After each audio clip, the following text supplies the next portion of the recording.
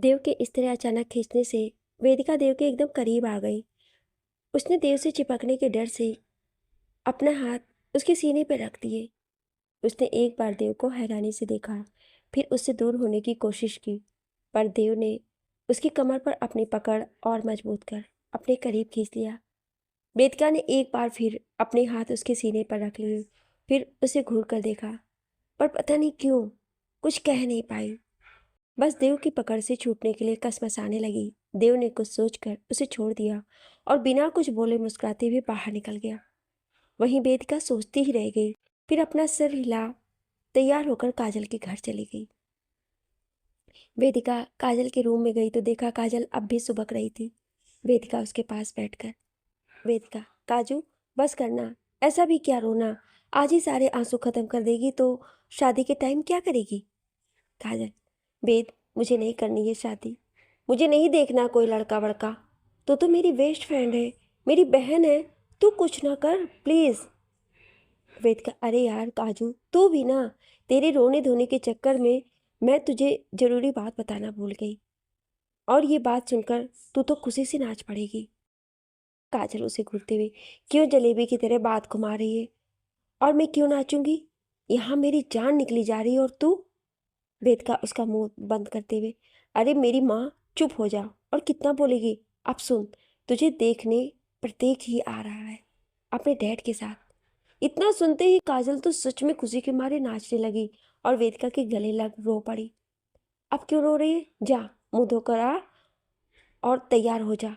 ऐसे रोतलू जैसा मुंह लेकर अपने होने वाले ससुर और पति के सामने जाएगी तो बेचारे डरकर भाग जाएंगे। काजल झट से, भाग जाएंगे का क्या मतलब। वेदिका, अब तो ऐसे चुड़ैल जैसे उनके सामने जाएगी तो। काजल उसको मारने के लिए उसके पीछे भागते हुए, वेद की बच्ची, तू मेरे हाथ आ जा बस, तूने मुझे चुड़ैल कहा। वेदिका हंसते हुए पलटकर, अब तो जैसी लग रही वैसा ही बोलूंगी ना, और तुझे पता है वेद कभी झूठ नहीं बोलती।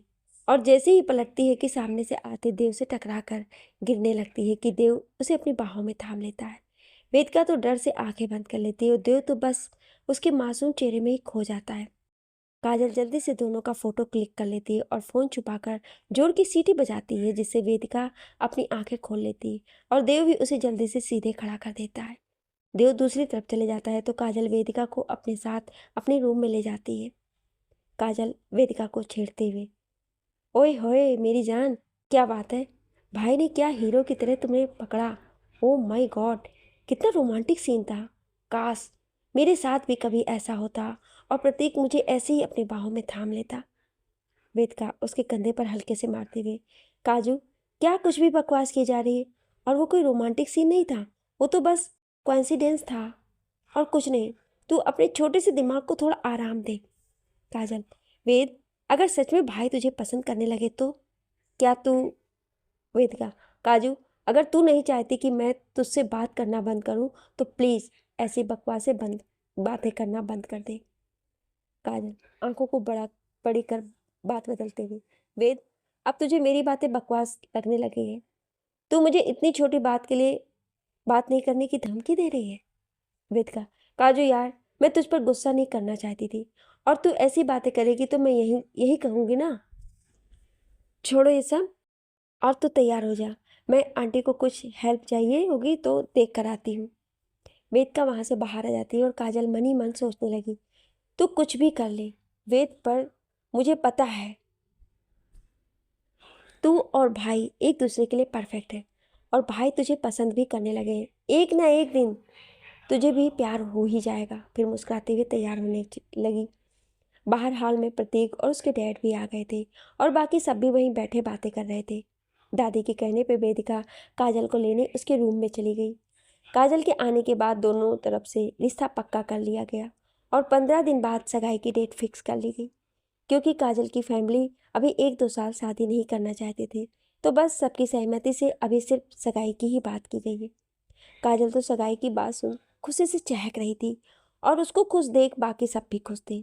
वेदिका अपने घर आ गई और काजल की कही बात अब भी उसके कानों में गूंज रही थी। अगर सच में भाई तुझे पसंद करने लगे तो। वेदिका अपने आप से बात करते हुए, नहीं, ऐसा नहीं हो सकता, पर अगर सच में ऐसा हुआ तो। नहीं नहीं, मुझे मुझे मिस्टर दीक्षित से दूर ही रहना होगा। फिर अपने सिर पर मारते हुए, बप्पा मैं क्यों इतना सोच रही हूँ मिस्टर दीक्षित के बारे में? क्यों हर बार उन्हें लेकर सोचने पर मजबूर हो जाती है? क्यों उनके करीब आने पर मेरी बोलती बंद हो जाती है? क्यों उनके छूने पर अपनापन सा महसूस होता है? बप्पा इतने सवाल पर जवाब एक भी नहीं। अब आप ही कुछ करिए ना प्लीज। तुझे प्यार हो गया है वेद, अब तो मान जा। ये आवाज काजल की थी, जो वेदिका के पीछे आ गई थी, पर उसे खुद से बात करते देख वहीं गेट के पास खड़ी हो गई। वेदिका ने पलटकर काजल को देखा और हड़बड़ा कर कहा, तू कब आई? और ये क्या प्यार वार की बातें लगा रखी है? हर टाइम एक ही बात करते हुए थकती नहीं है क्या? और मुझे प्यार कैसे होगा जब मुझे पता ही नहीं ये प्यार क्या होता है, कैसे होता है? काजल, हाँ थोड़ी मूवी देख लिया कर सल्लू, शाहरुख की। पर तुझे तो खैर छोड़। अच्छा, अपनी आंखें बंद कर और बता तुझे क्या नजर आता है? वेदिका, अरे जब सब खुली आंखों से दिखता है तो आंखें बंद क्यों करना है? और मुझे तो ना वो अग्रवाल आंटी का बेटा है ना, उसके टूटे हुए दो दांत दिखाई दे रहे हैं, वो भी इन खुली आंखों से। काजल वेदिका को घूरते हुए, देख तुझे जितना कहा है ना उतना कर, और पहले ये उलझुल सोचना बंद कर और अपने दिमाग को शांत रख और अपने मन की गहराई से देख तुझे क्या दिखता है। और इस बीच खबरदार जो कुछ भी उटपटांग सोचा तो। वेदिका अपनी आंखें बंद करती है, फिर धीरे से एक आंख खोलकर, काजू सच्ची बताऊं तो मुझे ना अंधेरा अंधेरा और सिर्फ अंधेरा ही दिखाई दे रहा है। काजल ने उसे जैसे ही घूरा उसने चुपचाप आंखें बंद कर ली। काजल को मन ही मन वेदिका की हरकतों पर हंसी आ रही थी, क्योंकि वेदिका ऐसी हरकतें बहुत कम ही करती थी, क्योंकि बाकी दिन तो सिर्फ ऑफिस के कामों में ही लगी रहती और अपने बारे में बिल्कुल भी नहीं सोचती। वेदिका ने आंखें बंद की तो पहले तो उसे कुछ भी नजर नहीं आया, पर अचानक उसे देव का उसके कान में फुसफुसाना, पैर फिसलने पर उसके ऊपर बेड पर गिरना, चैन में बालों का उलझना, कमर से पकड़कर अपने करीब खींचना। उसने झटके से अपनी आंखें खोल दी। काजल उसे ऐसे हड़बड़ाते देख, क्या हुआ, क्या दिखा बता ना? वेदिका नजर चुराते हुए, कुछ कुछ नहीं दिखा, सिर्फ अंधेरा ही दिखा, और वैसे भी हम जिसके भी बारे में सोचे वही दिखता है ना? काजल सवालिया निगाहों से, अगर सच में कुछ नहीं दिखा तो नजरें क्यों चुरा रही है? वेदिका, नहीं कुछ नहीं, बस जल्दी उठ गई थी ना तो नींद आ रही है। और बिना काजल की तरफ देखे, बिना उसकी बात सुने ही मुंह तक चद्दर ओढ़ कर सो जाती है। काजल काजल गुस्से से पैर पटकते हुए चली जाती है तो वेदिका चादर हटाकर चैन की सांस लेती है। वेदिका, थैंक यू पप्पा, आपने बचा लिया, वरना ये लड़की तो सवाल पूछ पूछ कर मुझे पगला ही देती। पर पप्पा ये मिस्टर दीक्षित ही क्यों दिखे आंख बंद करने पर? क्या सच में मुझे मिस्टर दीक्षित से प्यार नहीं? मैं भी क्या सोच रही हूँ, ऐसे थोड़ी ना है। और अभी तो हम एक दूसरे को ठीक से जानते भी नहीं है। बस रोज बालकनी में दिखने पर मुस्कुराने और हाय हेलो करने से कोई किसी से प्यार थोड़ी ना करने लग जाता है। ओफो, मैं भी ना पप्पा, इस काजू के चक्कर में पता नहीं क्या क्या सोचने लगी हूँ।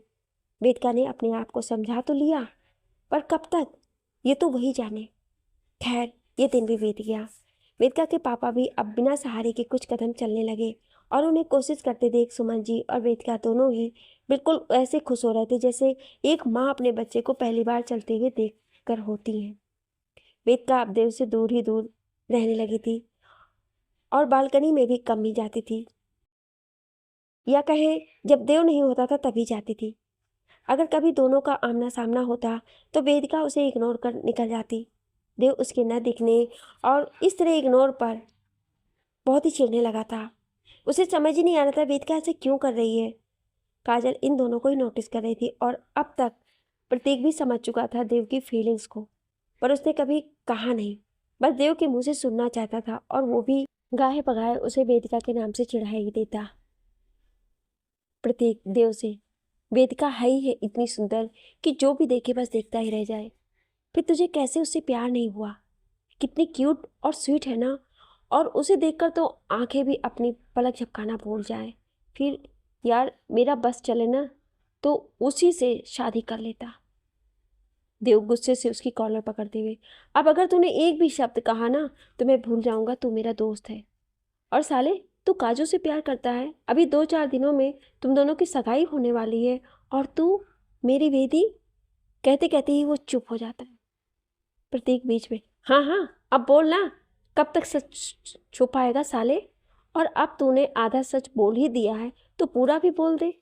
और हाँ, मैंने वेद को हमेशा अपनी बहन की तरह ही ट्रीट किया है, और प्यार तो मैं सिर्फ काजल से ही करता हूँ। तू तो मेरी तरफ से तो टेंशन मुक्त रहे। देव उसे हैरानी से देखने लगता है।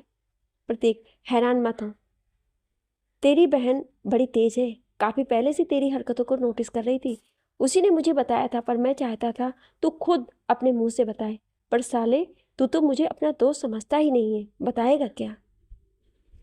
देव उसके गले में अपनी बाजू डालते हुए, सॉरी यार, पर पहले मैं खुद कंफर्म करना चाहता था, उसके बाद ही तुझे बताना चाहता था।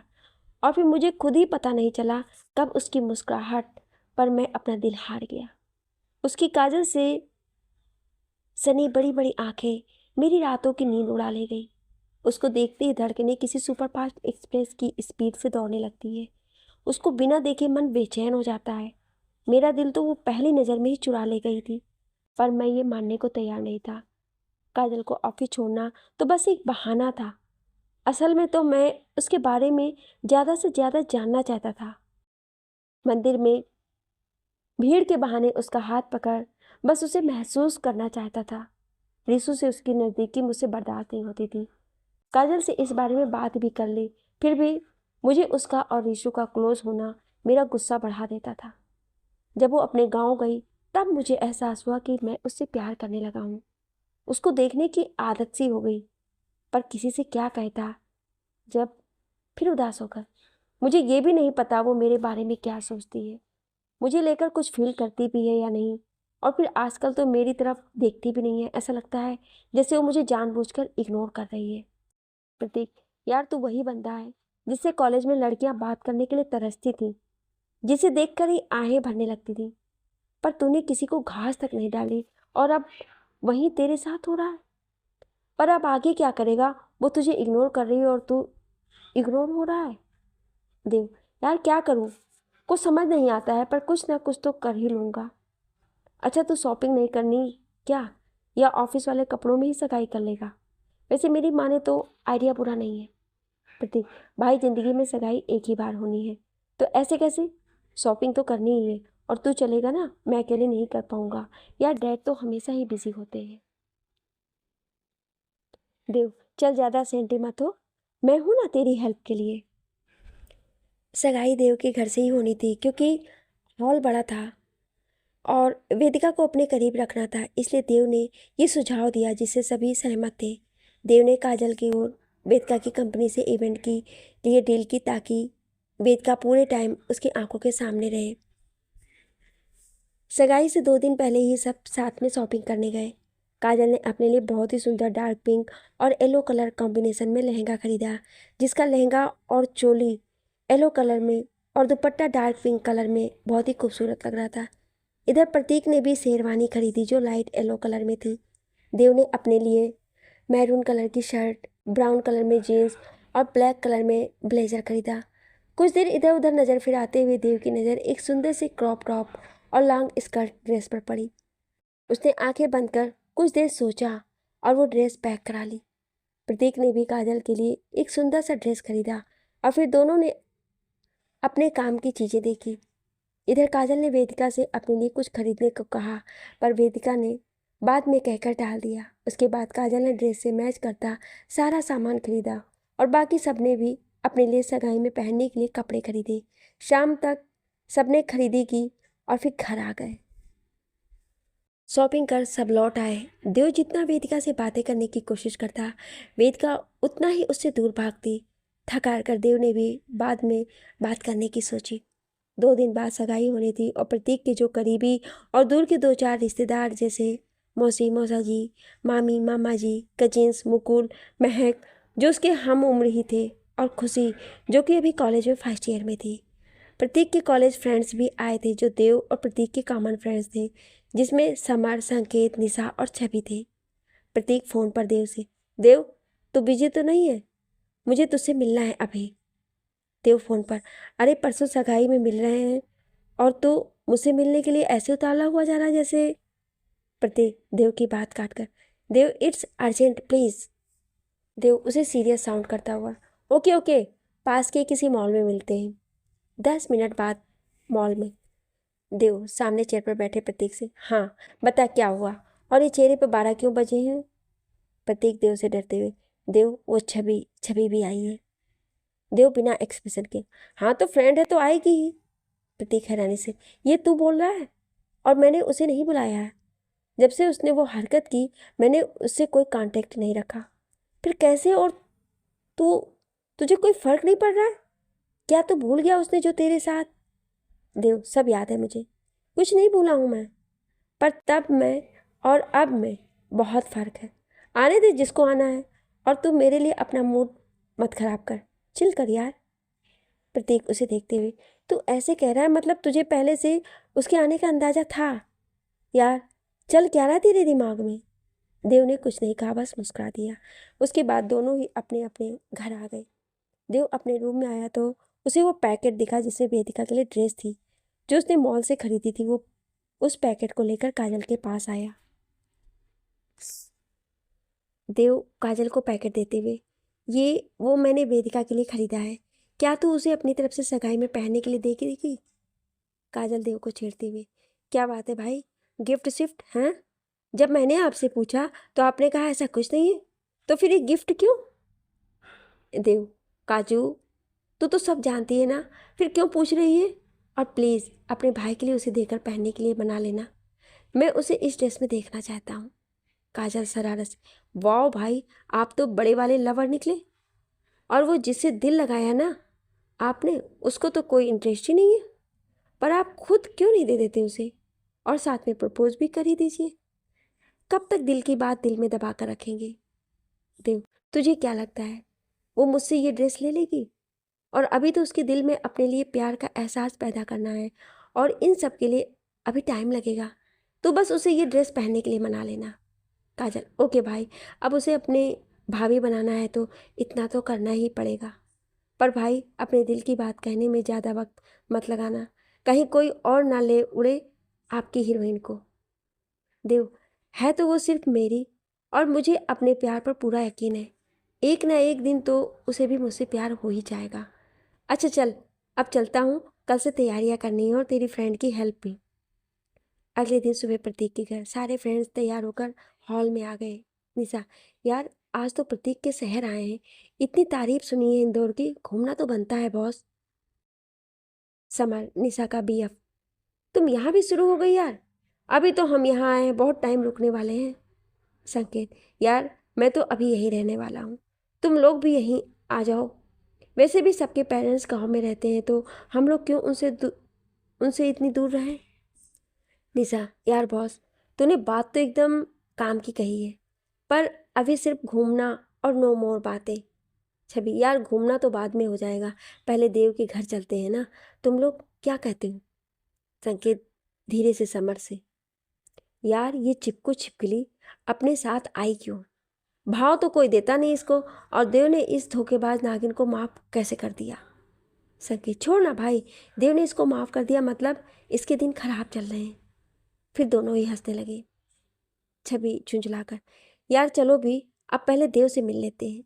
निशा, नहीं बॉस, ये तो मुश्किल है, आज नो देव से मिलना, आज बस घूमना घूमना एंड घूमना।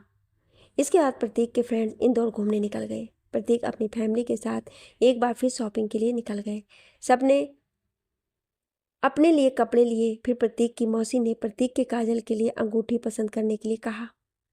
इधर वेदिका सुबह रेडी होकर ऑफिस के लिए निकल गई, क्योंकि उसे अभी पहले ऑफिस जाना था और काजल ने छुट्टी ले रखी थी, इसलिए वो घर पर ही थी। रत्नेश जी ने भी काजल और देव को प्रतीक के नाप की अंगूठी लाने भेज दिया। ये सब अभी भी आसपास वाले रिश्तेदारों को अपने पापा से पूछ पूछ कर कॉल कर सगाई में आने का न्योता दे रहा था। दोपहर तक वेदिका भी क्रू मेंबर्स के साथ आ गई थी और सजावट का सारा सामान अंदर रखवा कर पहले अपने घर जाकर अपने और क्रू मेंबर्स के लिए चाय पानी ले आई।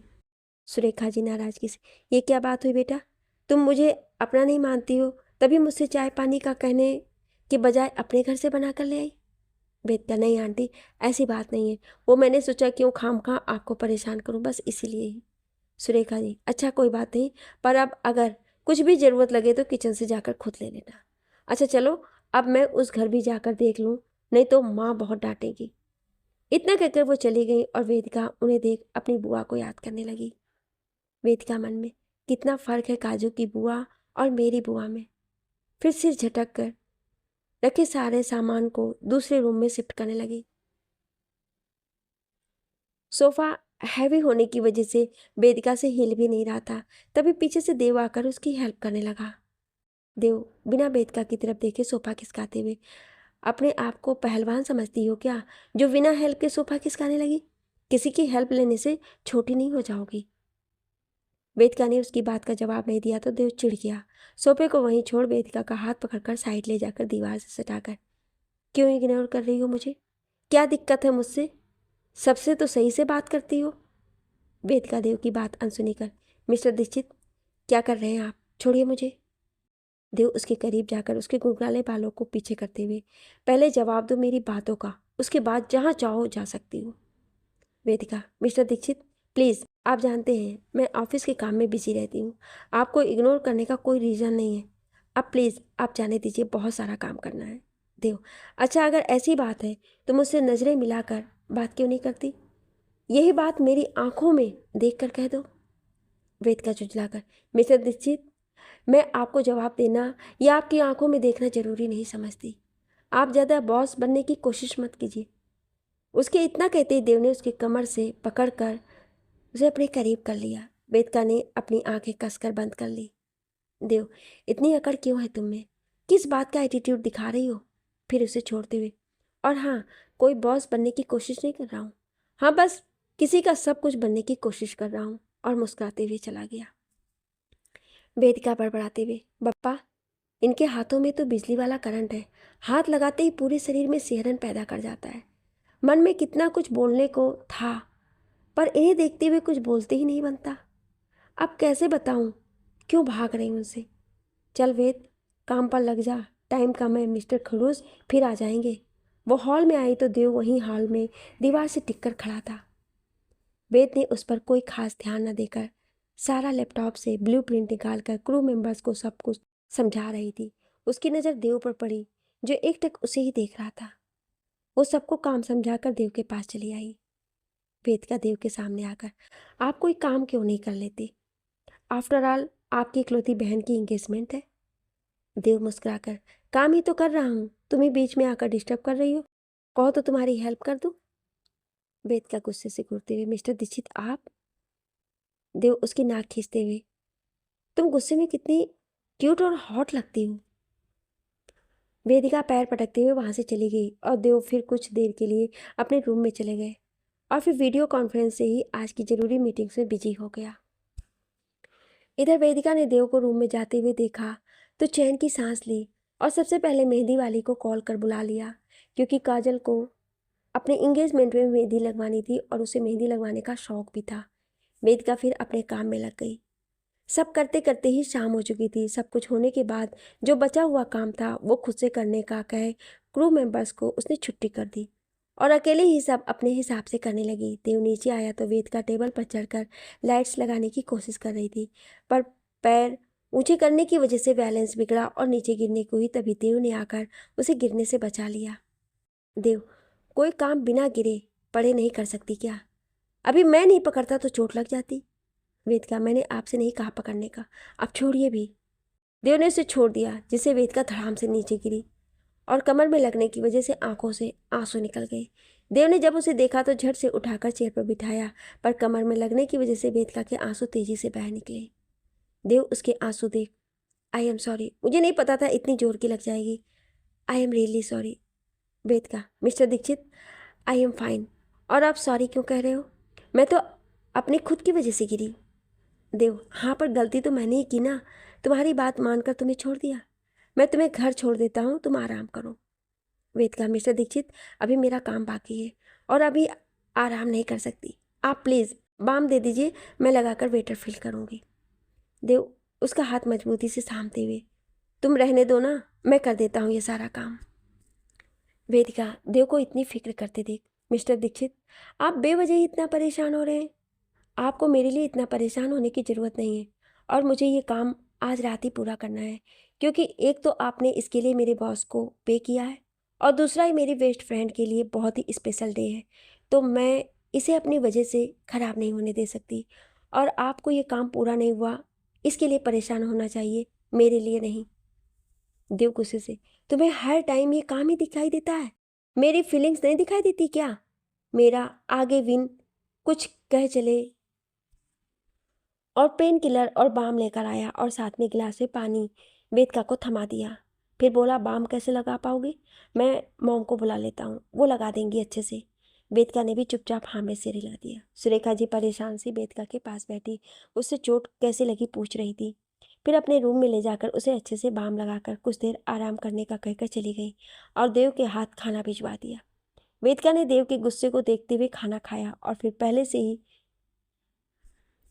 की तरह काम में लग गई। देव वहीं एक तरफ बैठ उसे देखता रहा, फिर उसकी हेल्प करने लगा। दोनों ने मिलकर देर रात तक काम किया। फिर वेदिका अपने घर आकर सो गई।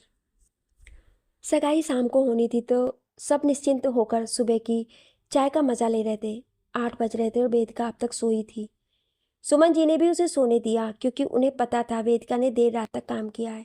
देव भी उठा और बालकनी में आकर बैठा, पर वेदिका के रूम का गेट और खिड़की दोनों ही बंद थे। कुछ देर वहीं बैठ देव नीचे आया, तब तक सुरेखा जी उसके लिए कड़क चाय ले आई। वेदिका की नींद खुली, उसने आंख मसलते हुए एक नज़र घड़ी पर डाली और झटके से उठकर वॉशरूम चली गई। तब तक क्रू मेंबर्स भी आ गए। वेदिका ने डार्क ग्रीन कलर का शर्ट और ऑफ वाइट कलर जीन्स पहनी। शर्ट की स्लीव्स उसने फोल्ड कर रखी थी। एक हाथ में ब्रांडेड वॉच और दूसरे में सिल्वर कड़ा। बाल हमेशा की तरह खुले। वेदिका जल्दी से नीचे आई और चाय नाश्ता करके पहले ऑफिस गई, कुछ काम निपटाया, फिर वापस आकर देव के घर चली गई जहाँ सगाई होनी थी। उसने क्रू मेंबर्स को बाहर लान में सजावट के लिए कहकर खुद स्टेज के बैकग्राउंड को डेकोरेट करने लगी। देव सीढ़ियों पर बैठा प्यार से उसे ही निहार रहा था। डार्क ग्रीन कलर के शर्ट में उसका गोरा रंग और ज़्यादा खिल रहा था। देव जब भी वेदिका को देखता बस उसी में खो जाता, जबकि वेदिका का पूरा ध्यान काम पर था। उसने पूरे हॉल में लाइटिंग्स लगवाई। पूरा हॉल वाइट और पिंक के कॉम्बिनेशन बहुत ही खूबसूरत लग रहा था। हॉल की डेकोरेशन कंप्लीट होने के बाद वेदिका ने पूरी बिल्डिंग के चारों ओर लाइटिंग लगवाई। फिर लॉन में आ गई जहाँ खाने पीने की व्यवस्था की गई थी। सब कुछ अच्छे से देखने के बाद जब कमर में हल्का दर्द महसूस हुआ तो एक जगह जाकर बैठ गई। देव आकर उसकी बगल में बैठ गया। देव वेदिका से, क्या हुआ मिस बेदी? वेदिका उसकी तरफ हैरानी से देखते हुए, मिस बेदी?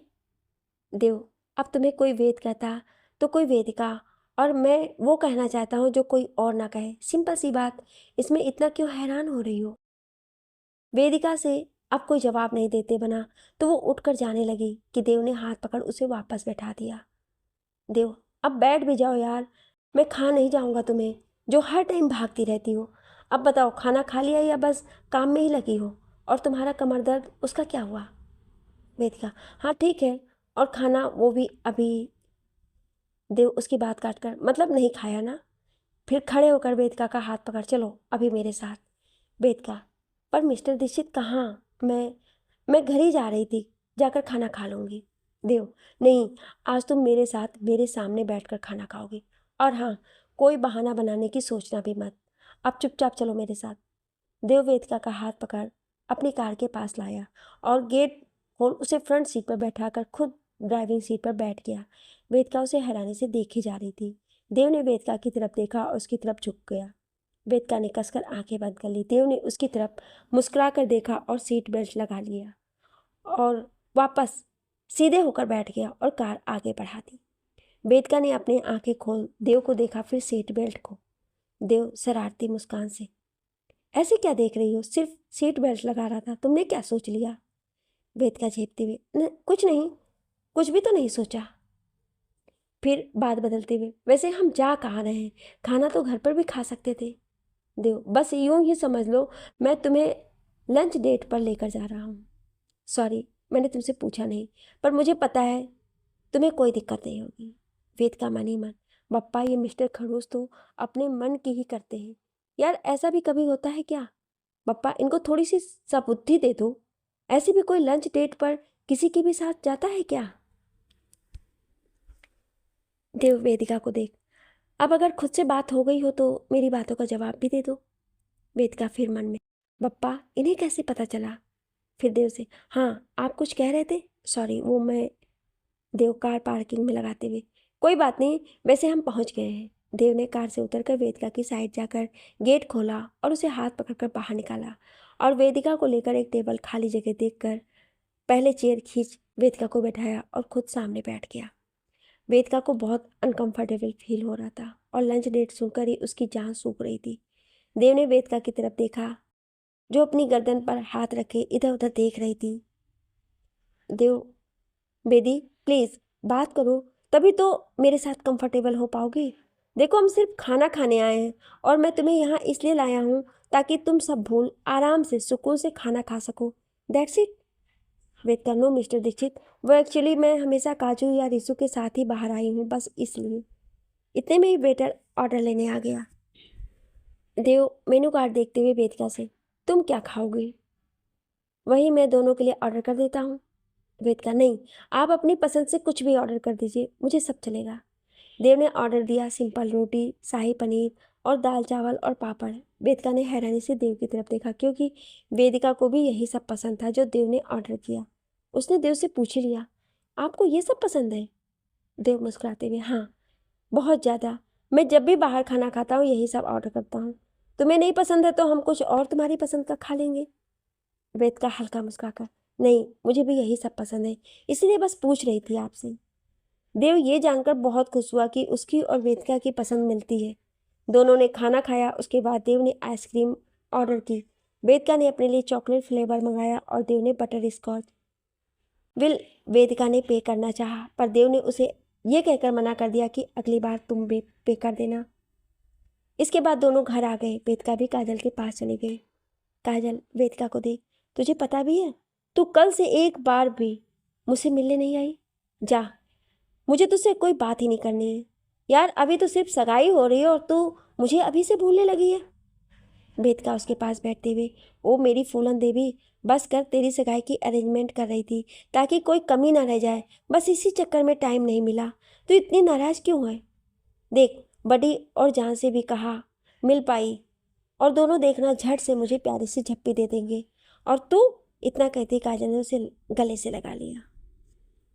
काजल देख, वो दोनों अपनी जाने, पर अब शाम से पहले यहाँ से हिलना मत।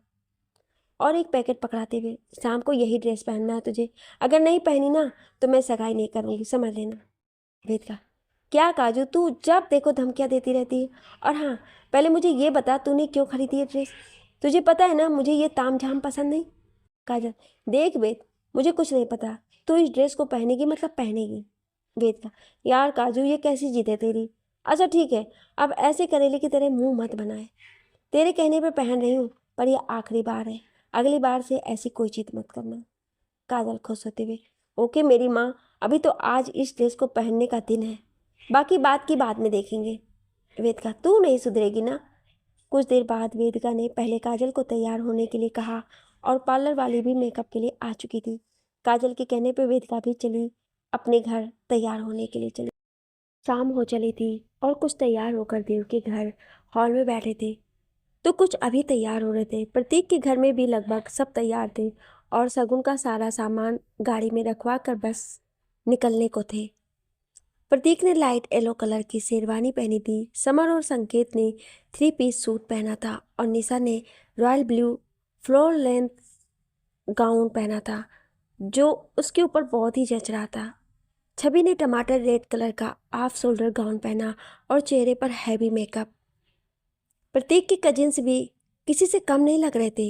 मुकुल ने 2 पीस सूट पहना था और महक ने बहुत सुंदर फ्लोर लेंथ अनारकली ड्रेस पहन रखा था और खुशी जो सबसे छोटी थी उसने भी बेबी पिंक कलर का फ्लोर लेंथ फ्रॉक ड्रेस पहना, वो भी बहुत ही सुंदर लग रही थी। काजल को भी पार्लर वाली लड़की ने तैयार कर दिया था और येलो और पिंक के कॉम्बिनेशन के लहंगे में वो बहुत ही सुंदर लग रही थी। रिशु ने ब्लू शर्ट पर ब्लैक ब्लेजर और ब्लैक कलर की फेडेड जीन्स पहनी थी।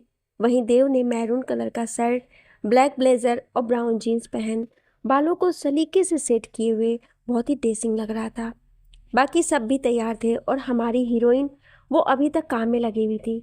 दरअसल गई तो थी तैयार होने, पर फिर उसे किसी ने बुला लिया। लॉन में जो क्रेटिन वालों ने गड़बड़ी कर दी थी तो बस वही फिर सेट करने में लग गई। तब तक प्रतीक और फैमिली भी आ चुके थे, तो सब उनके स्वागत में लग गए। देव अपने सारे दोस्तों से मिलकर बहुत खुश हुआ। छवि तो बस देव से चिपकने में लगी थी, और बेचारा देव, वो तो पहले से ही छवि की हरकतों से वाकिफ था। अब बेचारा सोच रहा था कहाँ इस आफत की पुड़िया को माफ कर दिया। फिर उसने वहां से भागने में ही भलाई समझी। समर, संकेत और निशा मुंह दबाकर हंस रहे थे, और देव के इस तरह चले जाने से छवि वहीं पैर पटकते हुए बैठ गई। उसे प्रतीक या उसकी सगाई में कोई इंटरेस्ट नहीं था।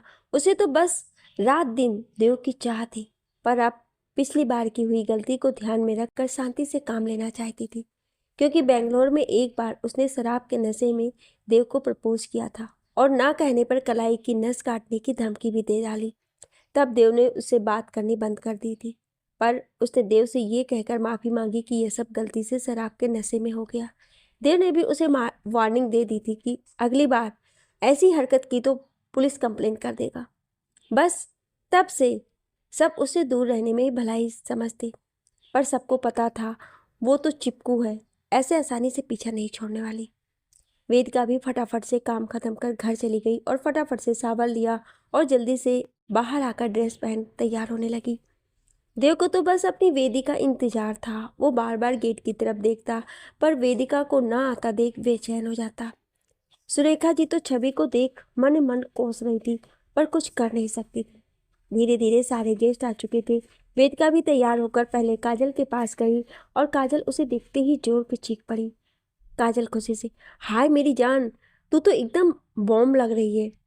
ओ माय गॉड, कितनों की जान लेने का इरादा है तेरा? वेदिका, आज मैं नहीं बल्कि तू बॉम्ब लग रही है। बेचारा प्रतीक सगाई से पहले बेहोश ना हो जाए। सच्ची यार, तू बहुत सुंदर लग रही है। फिर अपनी आंखों से काजल निकाल कर उसके कान के पीछे टीका लगा दिया। अब चल, सारे गेस्ट भी आ गए होंगे और तेरे प्रतीक भी तो इंतजार कर रहे होंगे ना। काजल, तू ना मुझे ऐसे छेड़ मत, मुझ पर कोई असर नहीं होने वाला। और हाँ, एक बार तेरी बारी आने दे बेटा, और मुझसे ज़्यादा तो तुझे पड़ी है जाने की। कोई इंतज़ार कर रहा है क्या मैडम का? वेदिका उसके कंधे पर हल्का सा मारते हुए, हाय मेरी जान, तू मेरे लिए कितना अच्छा सोचती है। वैसे तुझे बता दूँ, बॉस भी आने वाले हैं, और मैं नहीं चाहती कि उनको कोई भी शिकायत का मौका मिले। और काजल, इंगेजमेंट में पहुंचना है या यहीं बतियाती रहेगी? उसके बाद दोनों ही हॉल की तरफ आ गईं। वेदिका ने काजल को पकड़ा हुआ था। दोनों जब आई तो पूरा फोकस उन दोनों पर ही आ गया। काजल ने नजरें झुका ली और वेदिका ने अपनी आंखें ही छोटी कर ली। बाकी सब उन दोनों को ही देख रहे थे। खासकर वेदिका को वो लगी इतनी सुंदर रही थी कि कोई भी उस पर से अपनी नजरें ही ना हटाना चाहे। वेदिका ने मैरून कलर का लॉन्ग फुल फ्लेयर वाला स्कर्ट, गोल्डन कलर का क्रॉप टॉप जिसमें से उसकी पतली गोरी कमर झांक रही थी, खुले बाल जो कि बहुत ज़्यादा घुंघराले होने की वजह से कंधे से थोड़ा नीचे तक आते थे, बड़ी बड़ी आंखों में काजल, न्यूड सेट लिपस्टिक, छोटे छोटे इयररिंग्स, गले में गणेश जी का बहुत सुंदर लॉकेट, जो भी देखे बस नज़र ठहर जाए। सावित्री देवी ने दोनों की बलैया ली और दोनों को ही नज़र से बचने के लिए काला टीका लगा दिया। प्रतीक काजल को अपने साथ स्टेज पर ले गया। देव की तो नजरें ही नहीं हट रही थी वेदिका से। दिशु भी कुछ पल वेदिका को देखता रहा, फिर उसके पास चला गया। वेदिका उसे देख, यार बड़ी, आज तो बड़े ही कहर ढा रहे हो। मतलब इतना सजे धजे हो, कहीं लड़कियां मेरी बड़ी को नजर न लगा दे। इतना कहकर उसने अपनी आंख से काजल निकाल रिसु के कान के पीछे लगा दिया। हाँ, अब ठीक है, अब नहीं लगेगी। देव के साथ साथ सबकी नज़र भी उन दोनों पर ही थी। देव को अच्छा नहीं लग रहा था। वेदिका ने एक बार भी उसकी तरफ नहीं देखा था, और छवि की नज़रें भी देव की हरकतों पर ही थी, और साथ ही महक की भी, क्योंकि उसे भी देव पहली नज़र में ही भाग गया। अब क्या करे, दिल है कि मानता नहीं। खुशी भी अब तक रिशु को देख रही थी, और अब रिशु वेदिका को साथ देख अपने आप को कोस रही थी। रिशु वेदिका की बात सुन मुस्कुराते हुए, वैसे एक बात बता दूं, मुझे तो नज़र लगने से रही, पर आज हर कोई तुम्हें ही देख रहा है। और यार, उनकी भी क्या गलती, अब तुम इतनी सुंदर लग रही हो कि बस पूछो ही मत। वेदिका हंसते हुए, नहीं पूछ रही। कुछ देर बाद काजल और प्रतीक ने रिंग एक्सचेंज की, और सब एक एक कर उन्हें बधाई देने लगे। संकेत समर से, यार ये भला की खूबसूरत लड़की है कौन? मैंने आज तक सुंदरता से भरा मासूम चेहरा नहीं देखा, पर आज देख लिया। निशा संकेत से, बॉस मार नहीं खाना हो तो चुप कर जा। ये प्रतीक की होने वाली बीबी की बेस्ट फ्रेंड और साथ ही उसकी पड़ोसी भी है। छवि, और तुझे ये सब किसने बताया? हमें तो कुछ नहीं पता उसके बारे में। फिर संकेत की ओर देखते हुए, पता नहीं आजकल लोगों की पसंद इतनी थर्ड क्लास कैसे हो गई है। यार है क्या उस लड़की में, जिसको देखो उसे ही ताके जा रहा है? संकेत छवि से, वो क्या है ना, हमारी नज़रें और नियत दोनों एकदम साफ सुथरी हैं और कुछ नहीं। पर गनीमत की छवि मैडम को कुछ समझ नहीं आया। छवि, बेटा ऐसा है, छवि द ग्रेट की टक्कर की आज तक कोई बनी ही नहीं है। और ये तो देव सबके पास आते हुए, हाँ बोलो आगे, ये तो क्या? छवि शक पकाते हुए, नहीं कुछ नहीं, कुछ भी तो नहीं, मैं तो बस ऐसे ही। देव और बाकी सब ने उसे घूर कर देखा तो वो चुप हो गई, पर अंदर ही अंदर दहक उठी थी। वेदिका भी बॉस के आने पर उनके पास जाकर उन्हें कंफर्टेबल फील कराने लगी। कुछ देर बाद बॉस भी चले गए। कुछ लोग प्रतीक और काजल को तोहफे दे रहे थे और फोटो के लिए अलग अलग पोज देकर फोटो भी खिंचवा रहे थे। कुछ गप्पे मारने में थे तो कुछ बाहर खाने में लगे थे। देव बस मौका ही देख रहा था वेदिका से बात करने का, पर वेदिका तो एक जगह टिक भी नहीं रही थी, तो वो बस मन मार कर बैठ गया। ऋषु, यार वेद बोर हो रहा है, अब कुछ तो एंटरटेनमेंट बनता है ना, तुम कुछ करो ना यार। वेदिका, अच्छा ठीक है, म्यूजिक लगा देती हूँ, जिसको डांस करना होगा कर लेगा, बोलो। हाँ, पर इसमें कुछ इंटरेस्टिंग कर सकते हैं, जैसे म्यूजिक चेंज होने के साथ पार्टनर भी चेंज किए जाए। ऋषु, वाह क्या मस्त आइडिया है यार, तुम तो वाकई जीनियस हो, तभी तो मेरी फेवरेट हो। दोनों ही स्टेज पर गए और डांस के नियम समझाते हुए अपने पार्टनर चुनने के लिए कहा, जो कि म्यूजिक के साथ बदले जाने थे।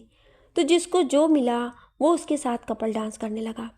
बस फिर क्या था, पूरे हॉल में जितने भी गेस्ट थे सभी डांस करने लगे और इन्जॉय करने लगे। पार्टनर चेंज होते ही वेदिका देव की पार्टनर बन गई और म्यूजिक स्टार्ट हुआ। देव ने हल्के से अपना हाथ वेदिका की खुली कमर पर रखा तो वेदिका ने पूरे शरीर में कपकपी होने से उसने अपनी आंखें बंद कर ली। देव ने उसे ऐसे देख अपने करीब खींच लिया जिससे वो उसके सीने से जा लगी।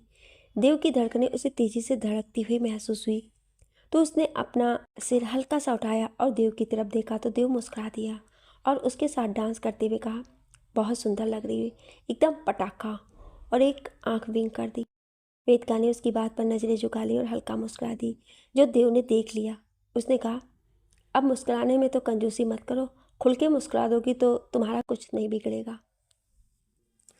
वेदिका, वैसे मिस्टर दीक्षित आप भी किसी हीरो से कम नहीं लग रहे हैं। उसके कहते ही देव मुस्कुरा दिया और कहने लगा, चलो देर से ही सही किसी ने मुझ गरीब पर अपनी कृपा दृष्टि तो डाली, वरना तो किसी ने तारीफ के काबिल समझा ही नहीं। वेदिका फ्लो फ्लो में बोल गई, अरे देर से नहीं, वो मैंने तो आपको। देव को अपनी तरफ मुस्कुराते देख वेदिका ने अपना निचला होठ दांतों से दबा लिया।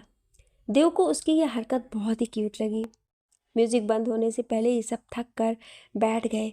फिर देव से सारे दोस्तों ने उसे गाने की फरमाइश की, तो देव उठकर रूम में चला गया। सबको उसकी हरकत पर हैरानी हुई, पर कुछ पल बाद ही हैरानी मुस्कुराहट में बदल गई। दरअसल देव अपना गिटार लेने रूम में गया था। उसने सीढ़ियों पर बैठकर ट्यून सेट की और सामने खड़ी वेदिका को एक नज़र देखा और आंखें बंद कर ली। वेदिका को याद आया जब उसने गिटार लिए खड़े देव की फोटो देख कहा था, बजाना भी आता है या सिर्फ फोटो पोस्ट के लिए। देव भी वही याद कर रहा था जब वेदिका ने काजल समझ उससे यह लाइन कही थी।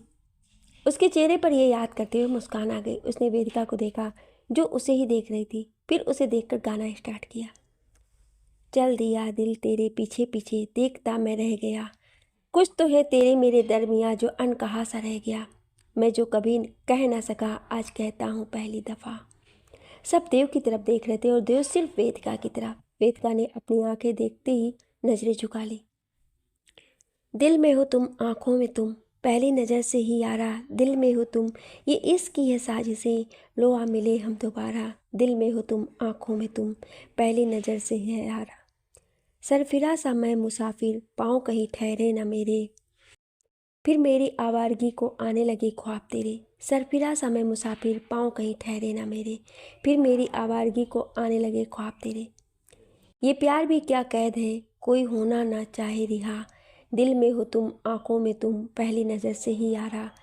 ओ ये इश्क की है साजिशें, लो आ मिले हम दोबारा। दिल में हो तुम, आंखों में तुम, पहली नज़र से ही यारा, पहली नज़र से। सब उसके गाना बंद करते ही सब कुछ पल तो वैसे ही उसके गाने में खोए रहे। फिर तालियां बजाने लगे। देव के दोस्त तो सीटियां बजाने लगे। देव की आवाज़ में कशिश ही ऐसी थी कि सब उसी में खो गए थे। सब देव से उसके गाने की तारीफ कर रहे थे, पर देव को तो किसी और से, अरे आप तो समझ ही गए होंगे, किसी और मतलब अपनी हीरोइन की तारीफ सुनना चाहता था। बाकियों से उसे कोई मतलब ही नहीं था।